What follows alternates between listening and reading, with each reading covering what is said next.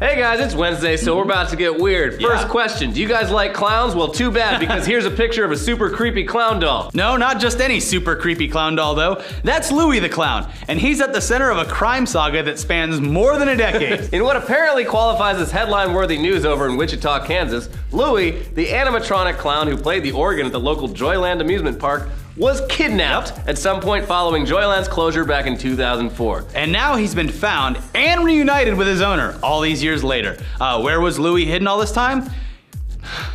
In the home of a convicted sex offender, that's where. Oh great. Damian Mays, the pedophile pictured here, is currently in prison for a pretty nasty 2010 child molestation charge, but before he ended up there, he'd been a maintenance worker at the Joyland amusement park, building and repairing the organs that Louie the Clown would pretend to play.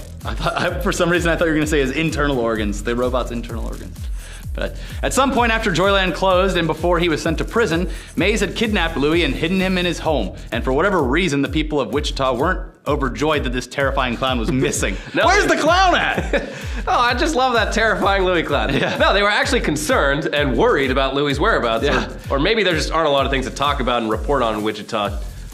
If you're from Wichita, let us know. Yeah, we're not sure. Were there signs posted around the town on like Have you seen this scary clown? Yeah, he's terrifying. You must have seen him. Anyways, an anonymous tipster let the police know that Louie was just sitting around in plain sight at the family home of a convicted sex offender. And unlike the police here in LA, who would probably laugh and then go deal with actual serious crimes, the Wichita PD mobilized their forces and got Louie the hell out of there. And to celebrate their heroic work, the Wichita PD had the most absurd-looking press conference ever, with Detective Matt Lang standing proudly next to a seated Louie the Clown and explaining with a totally straight face that this crime had been solved. I like to imagine that when they busted it and saved Louie, it was like the Elian Gonzalez footage. Come on, get out of here! So now Louie will be returned to his rightful owner and all is right with the world. The only people in Wichita acknowledging that freeing Louie, the scary-ass clown from his sex offender dungeon maybe isn't a great thing, is Louie's parody Twitter account with tweets like the following. I'm back, kids, available for parties, seances, and ritual murders. And I was away for a long time. Have there been any advances in the field of getting blood out of a clown suit?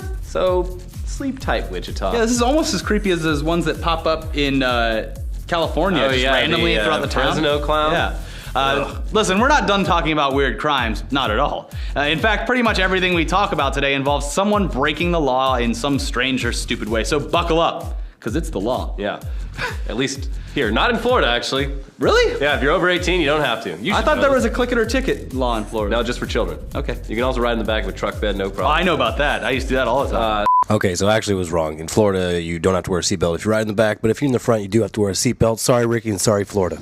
So, first up, out in Orlando, Florida, a 31-year-old woman was arrested for flicking the bean, aka jilling off, aka feeding the bearded clam, aka dipping the digits, aka masturbating, on the roof of a stranger's car. Have you just been looking up like euphemisms for...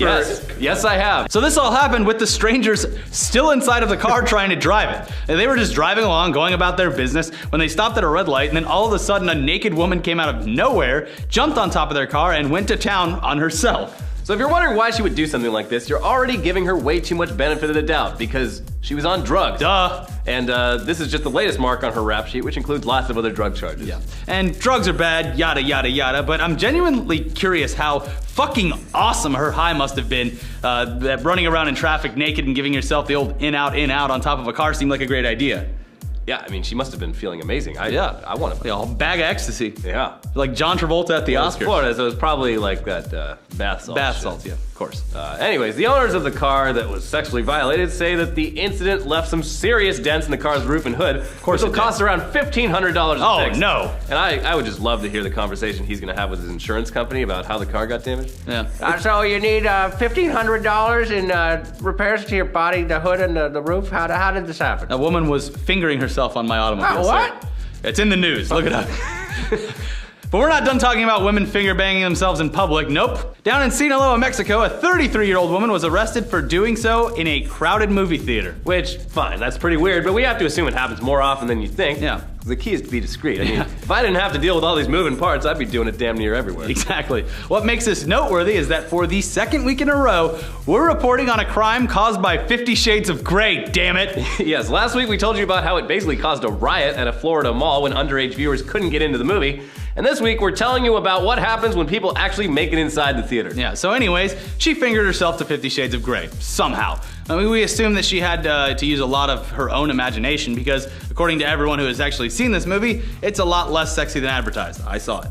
I've said this enough. So she was seated in the 12th row, directly in the middle of the theater, so she either didn't think she'd get so carried away that other people would notice, or she wanted people to notice. I think that's the one. And then fucking loved it when the police showed up and slapped her in some handcuffs. Yeah, that's exactly what she wanted. I mean, she's watching 50 Shades of Grey, put me in handcuffs. But at least what she did was in the spirit of the film. Over in Glasgow, Scotland, during a romantic Valentine's Day screening, a man who is dutifully watching the film with his girlfriend shushed 3 women who were being loud during the movie. And they stabbed him with a broken bottle. That's what you do. It's unclear whether the noise he was upset about was the 3 of them masturbating. Possibly. But what is clear is that the people in Glasgow do this kind of shit so often that there's a fucking term for it.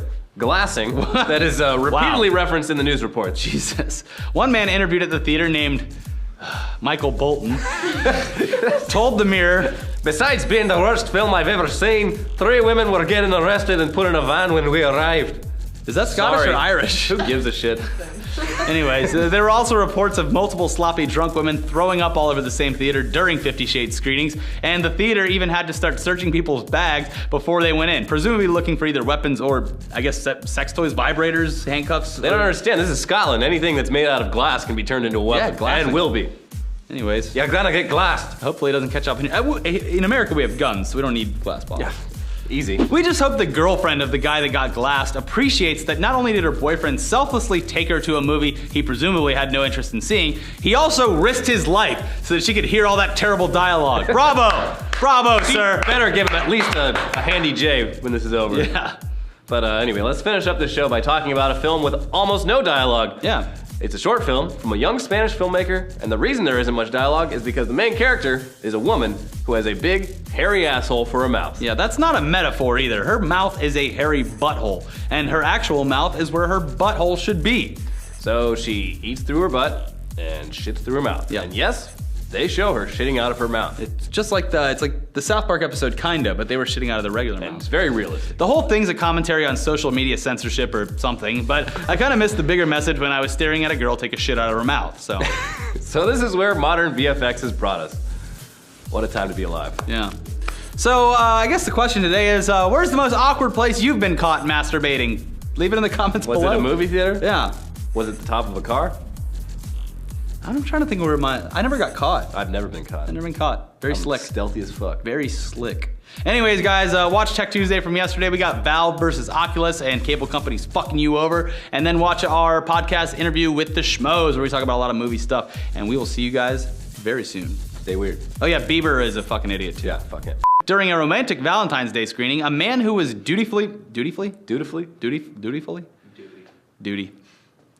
A man who was dutifully watching the screen with a fucking goddamn that word. Dutifully? Dutifully? Dutifully. Dutifully? Doodly. How do you say it? Dutifully. Dutifully? Dutifully.